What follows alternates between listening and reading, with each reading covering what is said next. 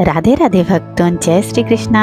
बिहारी जी की कृपा हम सभी पर बनी रहे, इसी आशा के साथ हमारे इस चैनल गौरव गुंजन गोपाल में आपका हार्दिक अभिनंदन है। जी हाँ भक्तों, आज की इस वीडियो के माध्यम से हम आपको निर्जला एकादशी के बारे में बताएंगे। वैसे तो बहुत सारे व्रत हैं, लेकिन एकादशी व्रत का अपना अलग ही महत्व है। कहते हैं यदि भगवत की प्राप्ति करनी है, यदि भगवान की प्राप्ति करनी है, दान पुण्य यज्ञ सभी को सफल करना है, तो हमें एकादशी का व्रत अवश्य करना चाहिए। एकादशी का व्रत सभी व्रतों में श्रेष्ठ है। वैसे तो पूरे एक साल में 24 एकादशी होती है, कृष्ण पक्ष की एकादशी और शुक्ल पक्ष की एकादशी, लेकिन अधिक मास होने पर यह 26 एकादशियों के रूप में हो जाता है। इन सभी एकादशियों का अपना एक अलग ही महत्व है। इन 24 एकादशियों में सबसे महत्वपूर्ण है निर्जला एकादशी। जी हाँ भक्तों, कहा जाता है यदि आप पूरे साल कोई एकादशी का उपवास ना रह सको, तो मात्र निर्जला एकादशी का उपवास रखने से उन सभी एकादशियों का फल हमें प्राप्त हो जाता है। जी हाँ भक्तों, मात्र एक यही ऐसा व्रत है जिससे हमें भगवत की प्राप्ति होती है और हमें मोक्ष भी प्राप्त होता है। अर्थात एकादशी का व्रत करने से हमें हरिवास मिलता है और भगवत की प्राप्ति होती है।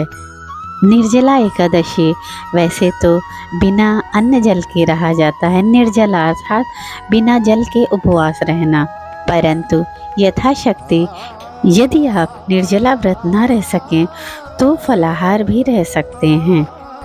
एकादशी नियमों का पालन करते हुए फलाहार व्रत भी कर सकते हैं।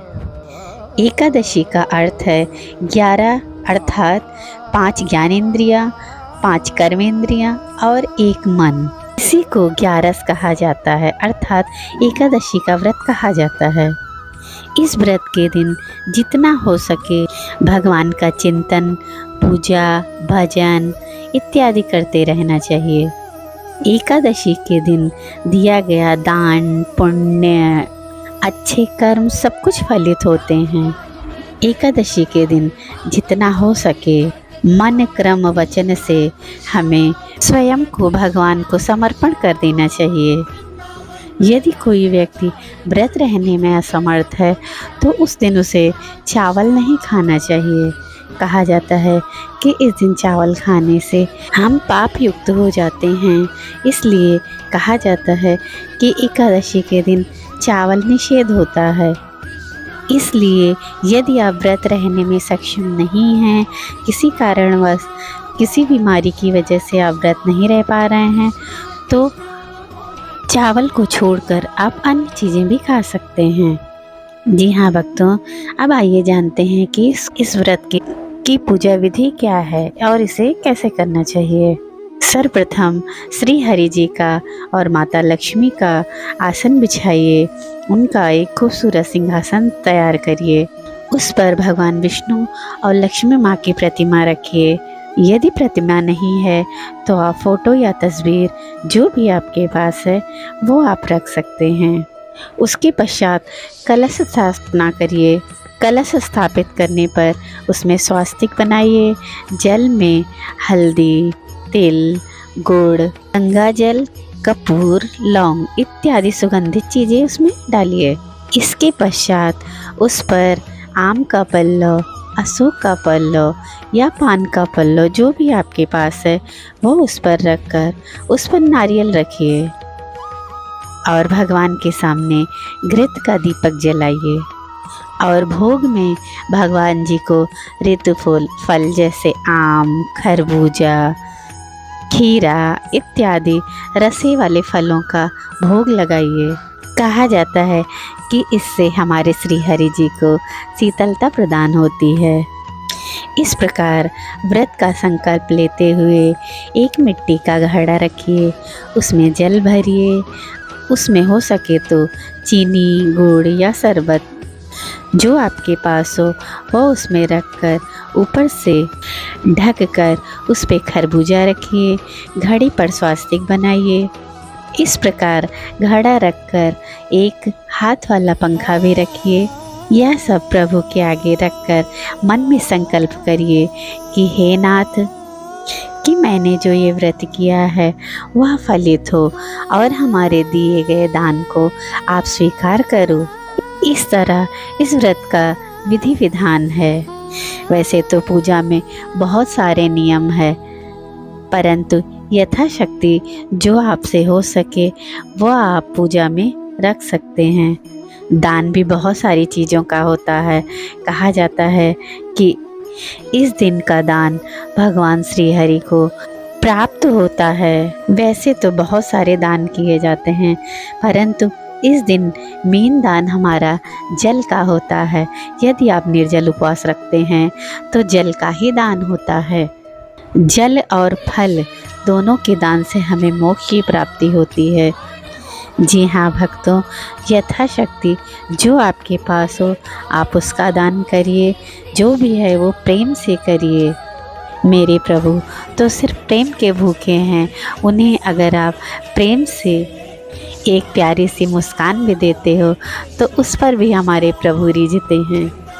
जी हाँ भक्तों, तो आइए सुनते हैं निर्जला एकादशी की कथा। यह कथा महाभारत काल की है। महाभारत काल के समय में माता कुंती और पांचों पांडव एकादशी का व्रत करते थे। एक बार की बात है, पांडु पुत्र भीम महर्षि वेदव्यास जी से कहते हैं कि हे परमादरणीय मुनिवर, मेरे परिवार के सभी सदस्य एकादशी का व्रत करते हैं और वे मुझे भी ये व्रत रखने को कहते हैं, लेकिन मैं व्रत रहने में असमर्थ हूँ क्योंकि मुझसे भूखा नहीं रहा जाता है। अतः आप मुझे कृपा करके बताइए, बिना उपवास किए एकादशी का फल कैसे प्राप्त हो। इस पर महर्षि वेदव्यास बोले, हे वृकोदर, मैं तुम्हारी इस पीड़ा को समझ सकता हूँ। उन्होंने भीम से कहा कि तुम निर्जला एकादशी का व्रत करो, क्योंकि तुम पूरे साल व्रत रहने में असमर्थ हो। अतः एकमात्र निर्जला एकादशी का व्रत ऐसा है जिसको एक दिन उपवास करने से तुम्हें पूरे साल की एकादशियों का फल प्राप्त होगा। इस पर भीम ने कहा, अवश्य महर्षि जी, मैं एक दिन का व्रत करने में सक्षम हूँ। इस पर उन्होंने कहा कि इस दिन अन्न और जल दोनों का त्याग करना पड़ता है। जो भी मनुष्य एकादशी तिथि के सूर्योदय से एकादशी सूर्योदय तक बिना जल के रहता है और सच्ची श्रद्धा से श्री हरि विष्णु का स्मरण करते हुए इस व्रत का पालन करता है, उसे पूरे साल की सभी एकादशियों का फल प्राप्त होता है। इस पर महर्षि वेदव्यास जी के वचनों को सुनकर पांडुपुत्र भीम ने भी यह व्रत किया और पाप मुक्त हो गए। जी हाँ भक्तों, भीम के द्वारा इस व्रत को शुरू करने पर इसे भीमसेनी एकादशी के नाम से भी जाना जाता है। जी हाँ भक्तों, मान्यता है कि इस व्रत को रखने से, पूजा और दान करने से व्रती के जीवन में सदैव सुख समृद्धि बनी रहती है और श्री हरि के हृदय में हमेशा वास मिलता है। वह सांसारिक सुखों को भोगते हुए अंत में विष्णु धाम को प्राप्त होता है और उसे मोक्ष की प्राप्ति होती है। जी हाँ भक्तों, एकादशी का यह व्रत अत्यंत फलदायक है। पुराणों के अनुसार तो 5 वर्ष के बाद और बुजुर्गों को छोड़कर अन्य सभी व्यक्तियों को, स्त्री पुरुष लोगों को यह व्रत करना चाहिए। श्री हरि के नाम, रूप, गुण और लीला रूपी प्रसाद को लेते हुए इस व्रत को अवश्य करना चाहिए और प्रभु से यही प्रार्थना करनी चाहिए कि हे नाथ, मैं आपको कभी भूलूं नहीं। जब तक यह जीवन है तब तक मैं आपका गुणगान करता रहूं। जी हाँ भक्तों, हमारी प्रभु से यही आशा है, उनसे हमारी यही विनती है कि एकादशी व्रत करने वाले सभी व्रतधारियों की प्रार्थना, दान, पुण्य को फलित करें और उन्हें श्री हरि का वास मिले। ये जीवन श्री हरि का गुणगान करते हुए, उनका स्मरण करते हुए बीते और श्री हरि जी से यही प्रार्थना है कि हे नाथ, हे सावरे, हमारे इस प्रार्थना को स्वीकार करिए। इतनी कृपा सावरे बनाए रखना, मरते दम तक सेवा में लगाए रखना, मरते दम तक सेवा में लगाए रखना। जी हाँ भक्तों, इसी उम्मीद के साथ कि श्री हरि हमारे इस प्रार्थना को अवश्य स्वीकारेंगे। आप सभी को राधे राधे।